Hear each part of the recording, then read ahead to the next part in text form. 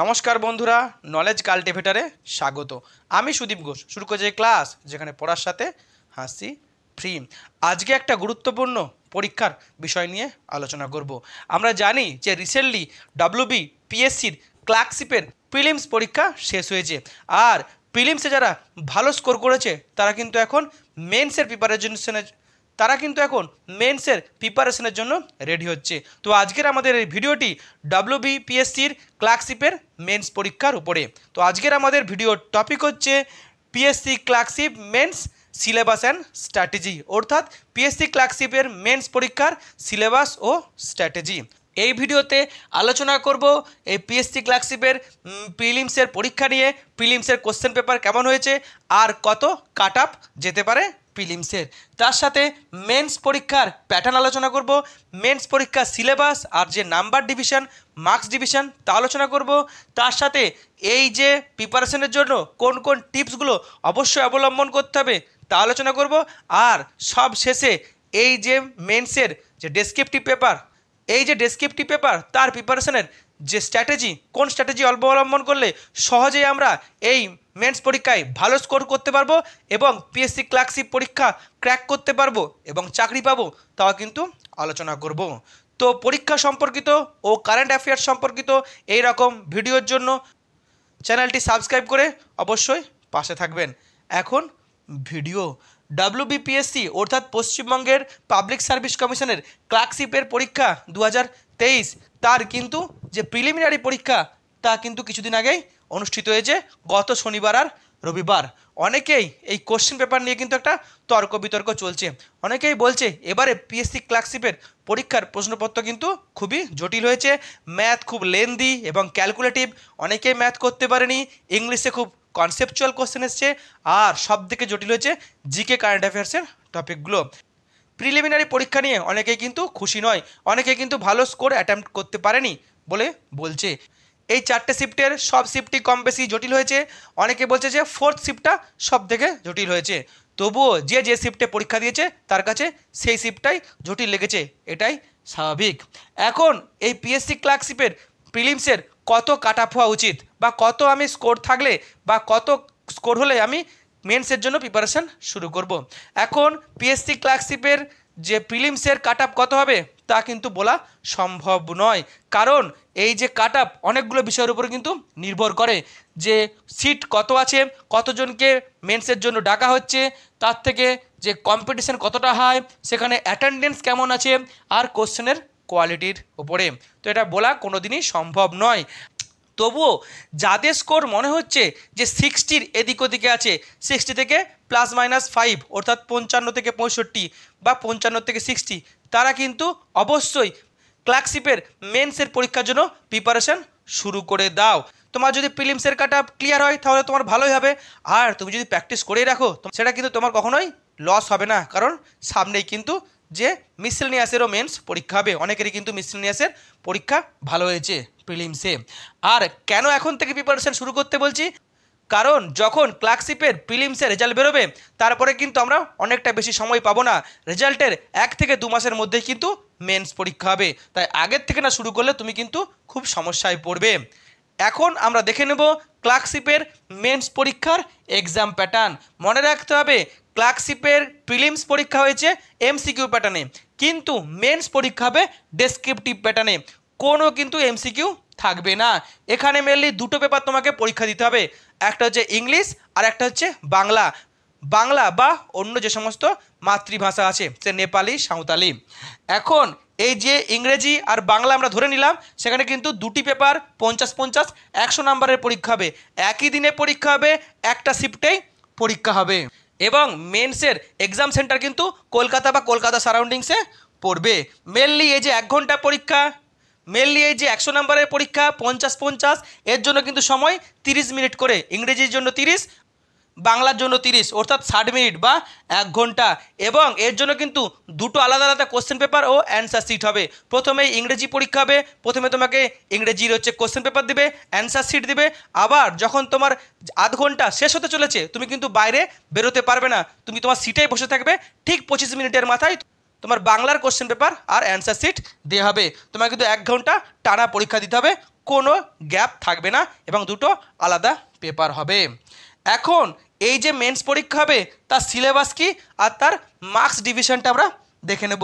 Mainly প্রথমে আমরা ইংলিশের 3টে টপিকের উপর তোমার কোশ্চেন আসবে। প্রথম হচ্ছে নিউজ পেপার রিপোর্ট, অর্থাৎ ইংরেজিতে সংবাদপত্রের যে প্রতিবেদন, এবং এটি একটিই করতে হবে এবং সেটা তার জন্য থাকছে 15 নাম্বার। এখানে কিন্তু তোমার অল্টারনেটিভ থাকবে, দুটো থাকবে, তার মধ্যে একটা করতে হবে। নেক্সট হচ্ছে পেসি রাইটিং। পেসিস হচ্ছে সারাংশ লেখা, অনেক বড় প্যারাগ্রাফ থাকবে, সেটাকে ছোট করে সারাংশ লিখতে হবে। এই পেসিস রাইটিং কিন্তু একটাই থাকবে 15 নাম্বারের, এখানে কিন্তু কোনো অল্টারনেটিভ থাকবে না, একটাই থাকবে, একটাই করতে হবে। নেক্সট হচ্ছে ট্রান্সলেশন বা অনুবাদ। এখানে তোমাকে বাংলা থেকে ইংরেজিতে ট্রান্সলেট করতে হবে, একটাই থাকবে এবং সেটা হচ্ছে 20 নাম্বার। এখানে কিন্তু কোনো অল্টারনেটিভ থাকবে না, অর্থাৎ 15, 15, 20 মোট 50 নাম্বার, তার জন্য সময় 30 মিনিট।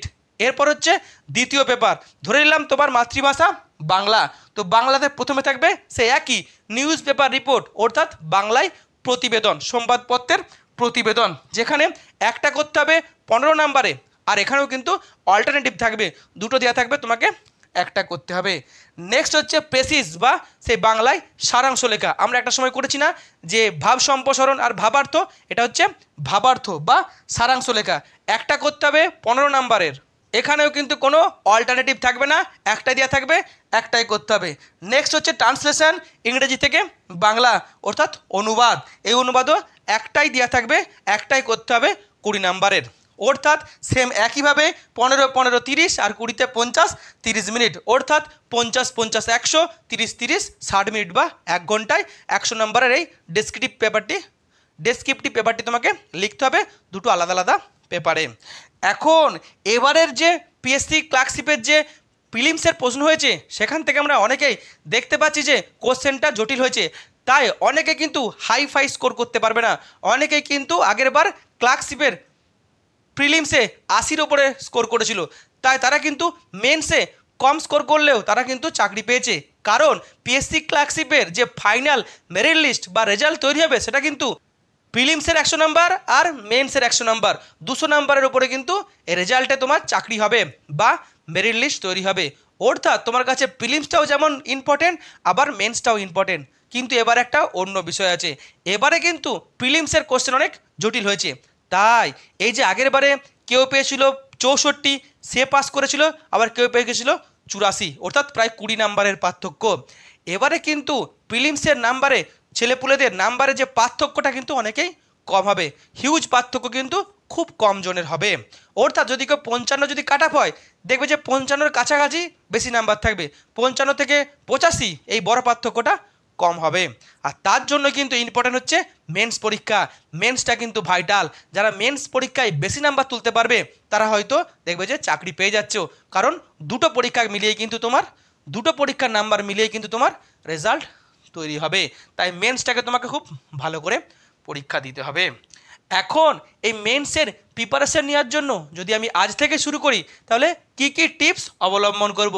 মেনলি প্রথমেই তোমাকে বুঝে নিতে হবে ইংরেজিতে 3টে, বাংলায় 3টে, মোট 6টা টপিক লিখতে হবে এবং ডেসক্রিপটিভ টপিক, আর সময় কিন্তু মাত্র 60 মিনিট বা 1 ঘন্টা, অর্থাৎ একটা টপিকের জন্য কিন্তু মাত্র 10 মিনিট, তাই সময় কিন্তু খুবই কম। এই কম সময়ের মধ্যে কিন্তু তোমাকে সব টপিকগুলোকে কমপ্লিট করতে হবে এবং ফিনিশ করতে হবে, তাই তোমাকে প্রচুর প্র্যাকটিস করতে হবে, নাহলে কিন্তু তুমি পরীক্ষার খাতায় প্রথমবার পরীক্ষা দিলে এই 6টা টপিক 1 ঘন্টায় নামাতে পারবে না। নেক্সট হচ্ছে সময় কম, 6টা টপিক, তাই তোমাকে বড় বড় করে লেখা চলবে না, যতটা মনে হয় যে 15 নাম্বারের জন্য এতটুকু লিখলেই হলো, সেইটাই তোমাকে লিখতে হবে, আর ছোট করতে হবে, কম্প্যাক্ট করতে হবে। মাথায় রাখতে হবে 6টা টপিকে আমি 1 ঘন্টার মধ্যে অবশ্যই কমপ্লিট করব। নেক্সট হচ্ছে কোশ্চেন পেপারগুলো কিন্তু খুব ভালো করে করতে হবে। প্রতিবেদনে আর নিউজ পেপার রিপোর্টে কিন্তু অল্টারনেটিভ থাকে, সেখান থেকে কিন্তু একটাই করতে হবে। আগেরবারে হয়েছে, অনেকে বলেছে যে আমি তো দেখিনি কোশ্চেন পেপার, আমি 2টো প্রতিবেদন লিখে চলে এসেছি, কিন্তু সেখানে কিন্তু তোমার একটা কাউন্ট হবে। তার বদলে যদি তুমি অন্য কোনো একটা টপিক লিখতে না পারো, অনুবাদ কিংবা পেসিস, তাহলে কিন্তু তোমার নাম্বার অনেক কমে যাবে। নেক্সট হচ্ছে মনে রাখতে হবে তুমি যে প্রতিবেদন লিখছো, এই প্রতিবেদনের ভিতরে কিন্তু কোনো ব্যক্তির নাম বা কোনো জায়গার নাম উল্লেখ করা যাবে না। যদি তুমি মনে করো যে লিখতেই হবে, তাহলে অবশ্যই কোড নেমে লিখবে, XYZ দিয়ে কোনো ব্যক্তির নাম বা কোনো স্থানের নাম লিখবে। তবে তুমি কিন্তু পদ দিয়ে লিখতে পারো, মুখ্যমন্ত্রী, মাননীয় প্রধানমন্ত্রী এভাবে লিখতে পারো। আর বড় জায়গার নাম দিতে পারো, সে কলকাতা কিংবা ওয়েস্ট বেঙ্গল কিংবা ইন্ডিয়া দিতে পারো। কারণ এক্স্যাক্ট যদি তুমি জায়গার নাম দাও যে বেলগড়িয়া, যে ঘোলা রোড, তাহলে কিন্তু কোথাও না কোথাও একটা বায়াসনেস তৈরি হয়ে যেতে পারে। তাই এরকম এক্স্যাক্ট নাম দেওয়া কিন্তু যাবে না। নেক্সট হচ্ছে, খুব ভালো করে ওই কোশ্চেন পেপারগুলিতে যে দুটো অ্যান্সার শিট থাকবে, সে দুটো অ্যান্সার শিটে ভালো করে নিজের রোল নাম্বার, সাবজেক্ট নেম এবং কোশ্চেনের দাগ নাম্বার আর টপিক কিন্তু লিখতে হবে, খুব ভালো করে লিখতে হবে, যাতে গোলমাল না হয়ে যায়। এবং মনে রাখতে হবে তুমি যে বাংলা ইংরেজি লিখবে সেখানে যেন তোমার লেখাটা খুব সুন্দর করে হয়, অর্থাৎ হেজি না হয়, অর্থাৎ যিনি পরীক্ষক তিনি যেন অবশ্যই ভালো করে পড়তে পারেন। যদি সে ভালো করে না পড়তে পারে তাহলে কিন্তু তোমার নাম্বার অনেকটাই কমে যাবে। নেক্সট হচ্ছে, সময় নষ্ট করা চলবে না। এখন থেকে ঠিক করবে আমি পরীক্ষার খাতায় সময় নষ্ট করব না, তেমনভাবে প্র্যাকটিস করবে। কারণ ওই 1 ঘন্টা সময়ের মধ্যেই কিন্তু দুটো অ্যান্সার শিটে তোমাকে তোমার রোল নাম্বার লিখতে হবে, আদার ডিটেলস লিখতে হবে, এমনকি ইনভিজিলেটার বা যারা সেন্টারে যে সমস্ত স্যারেরা বা ম্যাডামরা থাকবে তারা কিন্তু সাইন করবে, ওখানে কিন্তু কিছু একটা সময় নষ্ট হবে। তাই এখন থেকে কিন্তু সময় বাঁচানোর চেষ্টা করবে। নেক্সট হচ্ছে, বাংলা হোক বা ইংরেজিতে চেষ্টা করবে ছোট ছোট সেন্টেন্স বা বাক্য তৈরি করা, এবং সেখানে যেন কোনো গ্রামারের ভুল না থাকে, এবং তার সাথে সেখানে যেন কোনো বানানের ভুল না থাকে। বড় বড় সেন্টেন্স তৈরি করতে গিয়ে ভুল করবে না, ছোট ছোট সেন্টেন্স, এবং তাতে যেন কোনো ভুল না থাকে। নেক্সট মনে রাখতে হবে সময়টা খুবই কম, তাই বাড়িতেই প্র্যাকটিস করবে, ঘড়ি ধরে প্র্যাকটিস করবে। চেষ্টা করবে যে তুমি 60 মিনিটের মধ্যে 6টা টপিক কমপ্লিট করছো। এখন চেষ্টা করবে যে তুমি 50 মিনিটের মধ্যে বা 55 মিনিটের মধ্যে 6টা টপিক কমপ্লিট করছো, তবে কিন্তু তুমি এটাকে কাজে লাগাতে পারবে পরীক্ষার সেন্টারে। নেক্সট হচ্ছে, তুমি যখন প্রতিদিন প্র্যাকটিস করছো তখন নিজে নিজেই প্রথম চেক করবে, চেষ্টা করবে অন্য কোনো এক্সপার্ট বা এই বিষয়ে কোনো স্যারকে বা ম্যাডামকে দিয়ে চেক করাতে, তাহলে কিন্তু খুব সুবিধা হবে। তার সাথে মনে রাখতে হবে যারা বাংলায় লিখবে, বাংলায় কিন্তু তোমরা সাধু ভাষা চলিত ভাষা মিক্সড করে দেবে না। যদি যদি সাধু ভাষাতে লিখতে চাও পুরোটা সাধু ভাষায় লিখবে, যদি চলিত ভাষায় লিখবে পুরোটা কিন্তু চলিত ভাষায় লিখবে। তার সাথে এই যে উপভাষা বা ডায়ালেক্টের সাথে যে মূল বাংলা ভাষার যে বানানের ভুল বা যে উচ্চারণগত যে বানানের ভুল, এগুলো যেন না হয়। এ তো গেল টিপস। এখন এই যে দুটো সাবজেক্টের জন্য কি কি স্ট্র্যাটেজি এখন থেকে অবলম্বন করব। মেনলি প্রথম সাবজেক্ট হচ্ছে ইংলিশ। ইংলিশের প্রথম টপিক হচ্ছে রিপোর্ট রাইটিং। মনে রাখতে হবে ইংলিশে রিপোর্ট লিখতে হবে। আমরা সেই মাধ্যমিকে লিখেছি, সেটা আবার ফিরে এসছে আমাদের জন্য। চেষ্টা করবে সব সময় ছোট ছোট সেন্টেন্সে এবং সহজ সরল সেন্টেন্সে লেখার। বড় সেন্টেন্স লিখতে গিয়ে গ্রামারে ভুল করবে, স্পেলিংয়ে ভুল করবে, কিংবা সেন্টেন্স স্ট্রাকচার এসভিওতে ভুল করবে, এটা যেন না হয়। তার সাথে মনে রাখবে নিউজ পেপার রিপোর্টের কিন্তু কিছু টেকনিক আছে, সময়টা, স্থানটা, বাই স্টাফ রিপোর্টার, নিজের কোনো ভাষা লেখা যাবে না। এই বেসিক্স টেকনিক, এই বেসিক স্ট্রাকচার বা টেকনিক কিন্তু অবশ্যই অবলম্বন করতে হবে। তার সাথে কোন কোন টপিকের উপরে স্যার আমরা প্রিপারেশন নেব, মেনলি এনভায়রনমেন্টাল টপিক, পরিবেশ দূষণ, প্লাস্টিক দূষণ, গ্লোবাল ওয়ার্মিং, এগুলো প্র্যাকটিস করবে। কিংবা কোনো সোশ্যাল টপিক, মোবাইলের ব্যবহারের কুফল কিংবা দ্রব্যমূল্যের বৃদ্ধি, এরকম টপিক নেবে। তার সাথে বিভিন্ন অনুষ্ঠান, সে স্বাধীনতা দিবস পালন, রক্তদান শিবিরের পালন, এগুলো করবে। তার সাথে হচ্ছে কোনো কারেন্ট টপিক হচ্ছে যেগুলো এখন আমাদের দৈনন্দিন জীবনে ঘটছে। সে সরকারের কোনো একটি প্রকল্প, যেমন কন্যাশ্রী প্রকল্প, তা হতে পারে, কিংবা কেন্দ্র সরকারের কোনো প্রকল্প, এই কারেন্ট টপিকও হবে। তার সাথে কিছু কিন্তু কমন টপিক আছে, যেমন অ্যাক্সিডেন্ট ঘটনা, কিংবা কোনো অগ্নিকাণ্ডের ঘটনা, কিংবা বোমাতঙ্কের ঘটনা, এগুলো কিন্তু প্র্যাকটিস করতে হবে। নেক্সট হচ্ছে পেসিস মানে ইংরেজিতে সারাংশ বা ছোট করে লেখা, বড় থাকবে, এটা কিন্তু খুবই জটিল। মনে রাখতে হবে ওই প্যারাতে তোমার যতগুলো ওয়ার্ড থাকবে সেই ওয়ার্ডগুলোকে গুনে নিতে হবে। যদি 100টা ওয়ার্ড থাকে তার 1-3 ওয়ার্ডে তোমাকে এই পেশিটা লিখতে হবে। আর এই পেশির উপরে কিন্তু একটা সুন্দর করে টাইটেল দিতে হবে। অনেকেই দেখেছে যে WBCS এর মেন্সে কিন্তু পেসিস লেখার জন্য একটা বক্স পেপার দেয়, কিন্তু এখানে কিন্তু কোনো বক্স পেপার দেয় না। চেষ্টা করবে খুব সুন্দর করে লিখতে, এবং ওই যে প্যারাটা দেওয়া থাকবে সেটা কিন্তু সুন্দর করে পড়বে, এবং তার ওভারঅল যে মানে সেটা কিন্তু আগে আমাদেরকে তৈরি করে নিতে হবে, তবেই কিন্তু আমরা লিখতে পারবো। তার সাথে চেষ্টা করবে যে ওয়ার্ডগুলো ব্যবহার করব যেন ওই টেক্সট থেকে খুব কম ওয়ার্ড ব্যবহার করি, বাইরে থেকে যেন আমরা বেশি ওয়ার্ড বা সেন্টেন্স ব্যবহার করি। চেষ্টা করবে লেখাতে একটু সাহিত্যিক সেন্স বা লিটারারি সেন্স দিয়ে লিখতে, তাহলে কিন্তু খুব ভালো হবে। তার সাথে বারবার কিন্তু প্র্যাকটিস করতে হবে। পেসিস কিন্তু বারবার প্র্যাকটিস না করলে কিন্তু আমরা করতে পারবো না, সুন্দর করে লিখতে পারবো না। নেক্সট হচ্ছে ট্রান্সলেশন। বাংলা থেকে ইংরেজিতে লিখতে হবে, খুবই জটিল ট্রান্সলেশন। আমাদের অনেকেরই ইংরেজি দেখলে কিন্তু ভয় পায়, তাই খুবই জটিল। চেষ্টা করবে সেন্টেন্সের মানের উদ্ধার করা আর ওয়ার্ডগুলির নির্দিষ্ট মানে উদ্ধার করা। তারপরে কিন্তু লিখতে শুরু করবে, ছোট ছোট সেন্টেন্সে লিখবে এবং সহজ সরল ভাষায় লিখবে, গ্রামারের ভুল আর বানানের ভুল যেন না হয়। এবং সেন্টেন্সের যে পাঞ্চুয়েশন থাকবে, কোমা, দাড়ি কিংবা ফুল স্টপ, এগুলোকে মেনটেন করবে। তার সাথে আরেকটা জিনিস চেষ্টা করবে, দেখবে যদি কোনো ওই টপিকের মধ্যে যদি কোনো একটা যে ইউনিভার্সাল ট্রুথের কোনো সেন্টেন্স থাকলো, যেমন সবার উপরে মানুষ সত্য তাহার উপরে নাই, এটা কি করে লিখবে? এইটার ইংরেজি করতে যাবে না, এটাকে আমরা যেমন SMS পাঠাই কিংবা হচ্ছে হোয়াটসঅ্যাপে টেক্সট পাঠাই সেভাবে লিখবে, ইংরেজিতে লিখবে কিন্তু বাংলা সেন্সে লিখবে। যেমন সবার, SABAR, সবার উপরে, UPARE, উপরে, এভাবে লিখবে। এটা কিন্তু ট্রান্সলেট করতে যাবে না।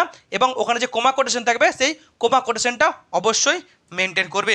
তার সাথে কি করবে, যদি কোনো বাংলা ওয়ার্ডের ইংরেজি মানে যদি না জানো তাহলে কিন্তু চেষ্টা করবে সিমিলার ওয়ার্ড দিয়ে লেখার, আর বারবার প্র্যাকটিস করবে। প্র্যাকটিস ছাড়া কিন্তু হবে না। কি প্র্যাকটিস করব? চেষ্টা করবে লিটারারি টেক্সট, গল্প বইয়ের কোনো টেক্সট, কিংবা যে আমরা ছোটোবেলায় যে সহজ পাঠের টেক্সট বা খুব পরিচিত যে সমস্ত বইগুলো আমরা পড়ে এসেছি তার টেক্সট, অর্থাৎ সাহিত্যের যে প্যারা সেটা দিয়ে চেষ্টা করবে, তাহলে কিন্তু বারবার পড়বে। কারণ PSC কিন্তু সাহিত্যের প্যারা থেকেই দেয়। এরপর হচ্ছে বাংলা রিপোর্ট প্রতিবেদন খুবই সোজা, আমরা ছোটোবেলায় অনেক লিখে এসেছি, ইংরেজির মতো অতটা জটিল হবে না। চেষ্টা করবে যে টেকনিক্সগুলো আছে বললাম রিপোর্ট রাইটিংয়ের, টাইম, নিজস্ব সম্পাদদাতা, স্থান, কাল, এগুলো অবশ্যই মেনটেন করতে হবে। তার সাথে কি করবে, বিভিন্ন টপিকের উপরে চেষ্টা করবে। যে বাংলা আমি পারবো বলে চেষ্টা করব তা নয়, এটা কিন্তু একটা লেখার প্র্যাকটিস করতে হবে। কোন কোন টপিক? একই বললাম, ইংলিশের মতো current topic, environmental topic, social topic কিংবা কিছু কমন টপিক। নেক্সট হচ্ছে বাংলা পেসিস বা বাংলা সারাংশ। বাংলা সারাংশ সহজ কিন্তু অতটাই সহজ নয়, এটা কিন্তু অবশ্যই প্র্যাকটিস করতে হবে। এখানেও কিন্তু একটা টাইটেল দিতে হবে, এখানেও কিন্তু যেটা ওয়ার্ড থাকবে তার 1/3 ভাগ ওয়ার্ডে লিখতে হবে। চেষ্টা করবে বাইরে থেকে ওয়ার্ড নিয়ে লেখার আর খুব সুন্দর করে লেখার, একটু লিটারারি সেন্স দিয়ে লিখবে এবং সুন্দর করে লিখলেই তবে কিন্তু এখানে তুমি ভালো নাম্বার পাবে। নেক্সট হচ্ছে ট্রান্সলেশন, অনুবাদ, ইংরেজি থেকে বাংলা তোমরা সবাই কম বেশি পারবে। ভালো করে চেষ্টা করবে যে প্রত্যেকটি লাইনে ধরে ধরে মানে করার এবং সেই মানে করে লিখবে, ওভারঅল মিনিং দিয়ে সেন্টেন্স বাই সেন্টেন্স লিখবে, এটাও কিন্তু চেষ্টা করবে। আর এখানেও কিন্তু পাঞ্চুয়েশন অর্থাৎ যে কোমা, কোটেশন, পূর্ণচ্ছেদ এগুলো মেনটেন করবে, তাহলে কিন্তু তোমরা সহজেই ভালো নাম্বার পাবে বা ভালো স্কোর করতে পারবে। এই হলো স্ট্র্যাটেজি। এখন স্যার কোন বই থেকে প্র্যাকটিস করলে আমরা সহজে এগুলো করতে পারবো? এখন বাজারে প্রচুর বই আছে, যে কোনো বই থেকে প্র্যাকটিস করো, কোনো অসুবিধা নাই।